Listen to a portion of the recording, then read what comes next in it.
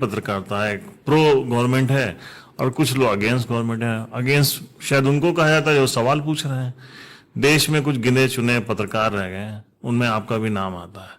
डर लगता है नहीं, किस बात, देखिए क्या है, चैनल बंद हो जाएगा या अब आपने हालांकि वो पत्रकारिता से ये इलेक्शन मैनेजमेंट का रुख अख्तियार कर लिया है, इसके कारण भी बताइएगा। पहले बताइए डर लगता है कि नहीं, देखिए डर लगने का कोई कारण नहीं है। डर की वजह ये नहीं है, हम लोग शुरू से, मैं आपको एक छोटी सी घटना अपने पत्रकारिता जीवन की बताता हूं जो मैं कभी भूल नहीं सकता हूं। मैं गोरखपुर में था, बात 2000 की है। एक वहां पर डीएम हुआ करते थे राजन शुक्ला। राजन शुक्ला अब रिटायर हो गए, आईएएस अधिकारी हैं, और वो बहुत शौकीन मिजाज आदमी थे।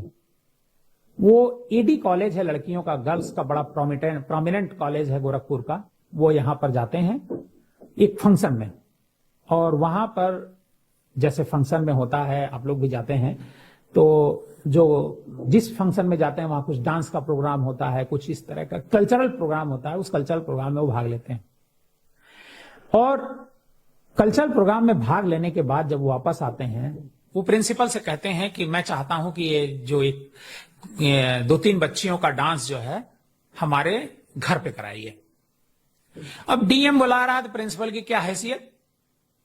प्रिंसिपल पहले तो आनाकानी करती हैं, क्योंकि गार्जियंस, बच्चियां बड़ी थी, इंटर कॉलेज था वो, किसी के घर में डांस करना।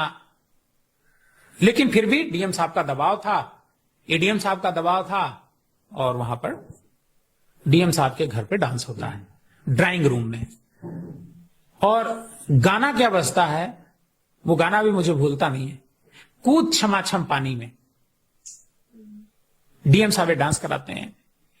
घटना, मतलब एक काम होता है, खत्म हो जाता है। लेकिन खबर तो वही जब छपे, करीब 1 सप्ताह या 10 दिन बाद मुझे कहीं से पता चलता है। तो आप सोचिए, मैं पहले तो भाई इसके लिए सबूत जुटाना, डीएम के बारे में लिखना था। उस समय इस तरह के इक्विपमेंट नहीं हुआ करते थे, तो कैसेट वाले टेप रिकॉर्डर हुआ करते थे। अब इसके लिए हमको रिकॉर्ड, रामेन सिन्हा हमारे एडिटर थे, मैं ब्यूरो चीफ था, रिकॉर्ड किया गया, और रिकॉर्ड करके प्रिंसिपल का बयान रिकॉर्ड किया गया। उनको धोखे से रिकॉर्ड किया गया, उनको ये बताया नहीं गया कि हम छापने सबूत के लिए।